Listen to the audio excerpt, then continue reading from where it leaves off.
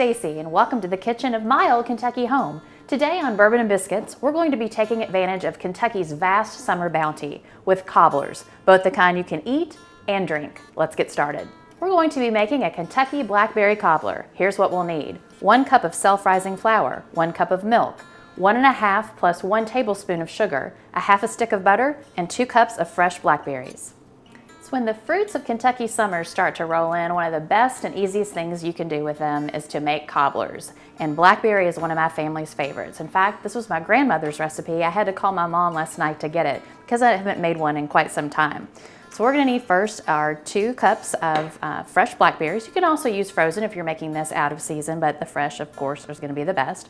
We're going to take a half a cup of that 1½ plus 1 tablespoons of sugar that we had. Just pour it over the top of that. And then we're going to take 1 tablespoon, approximately, of this half a cup or 1 whole stick of butter. Simply going to mix this around and put it in the microwave to heat it through. Now back in the day, of course, my grandmother didn't have a microwave, so she had to do this stovetop, which you can certainly also do. Next, we'll make the pastry part of our cobbler. We're going to take our 1 cup of self-rising flour. Now you can also use all-purpose flour if that's all you have, and just Google the directions to add a little baking powder and salt to that. And we have the 1 cup of sugar and 1 cup of milk. We're just going to blend this.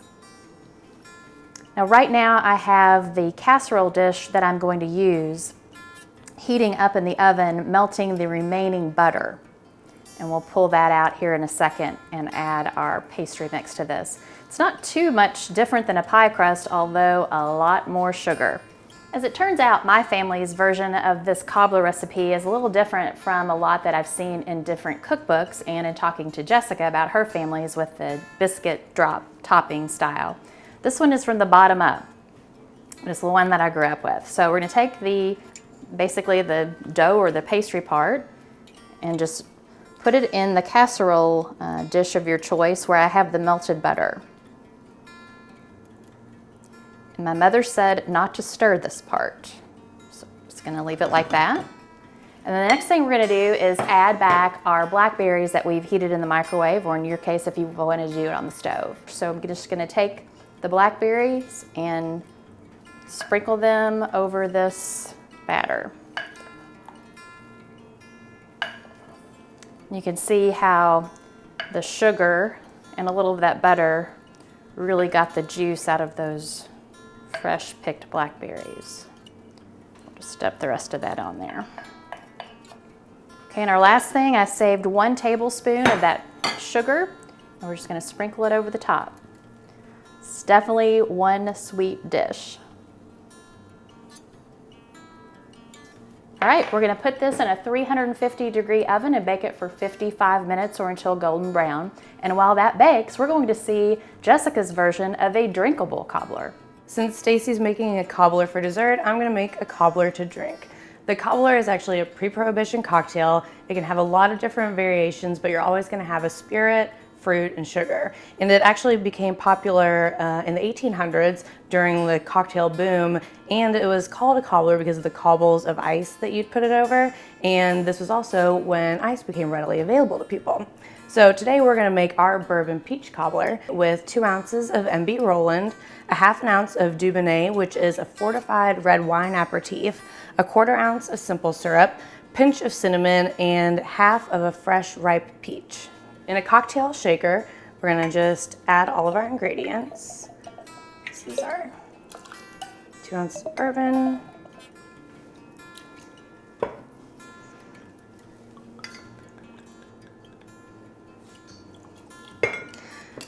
and I had a little trouble finding Dubbonet at the liquor store, but it's going to be with your like vermouths and sherries and that kind of thing. And we're just going to use a pinch of this cinnamon that I have here, and we're going to drop in a whole half of a peach, and we're going to shake this vigorously.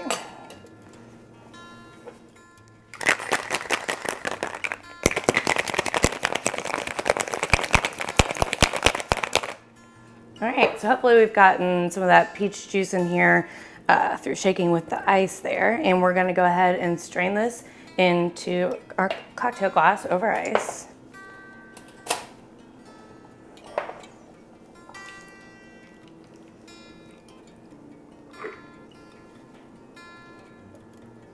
The Dubbonet gives it a really nice peachy color. And I'm going to garnish it with a slice of peach that has just been a little bit dipped in that cinnamon.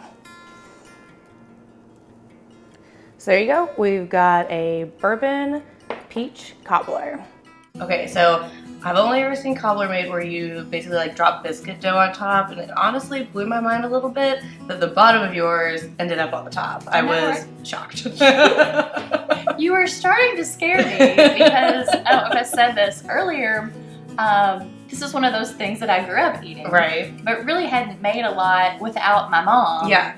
Because she would make it, or my Aunt Brenda would bring them to the holiday dinners, my grandmother's, but I didn't realize, it's one of those things you don't know how strange your family is. No, not that strange. But yeah, all the recipes that I did see that weren't my family's were that put it on afterwards. Yeah. So, Like surprised and delighted when it came out. I don't know, I can't explain how it works. I guess it's a self-rising flour. I guess so. Yeah. So Science and magic. That's right. Okay, so you know I have to have a touching, heartwarming family story about this, right? And it's not just this was my grandmother's recipe, which is very touching, but it was my grandfather's that procured the blackberries each summer. And I've always said I had kind of one that lived more out in the country and then one that lived more in the city, actually in this neighborhood that we still live in. So he would, I have to show you this. Okay. He would take a milk jug and cut out like this part right here.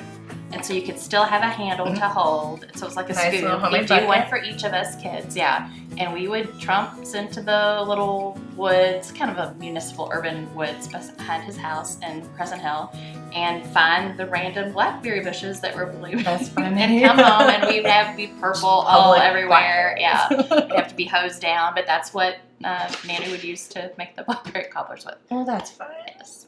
Lots of childhood memories there. Sweet. And speaking of my grandfather, he would love this drink because he liked blackberries, but he loved those summertime peaches. And they're abundant right now, and I kind of thought that with the blackberries, I didn't want to go double blackberry cobbler, and peaches and blackberries have a nice complementary flavor, so definitely. did a peach I cobbler. can even see putting them in, like doing a double fruit pastry cobbler. Yep. All right, so we'll see you next time on Bourbon And Biscuits. Cheers. Cheers.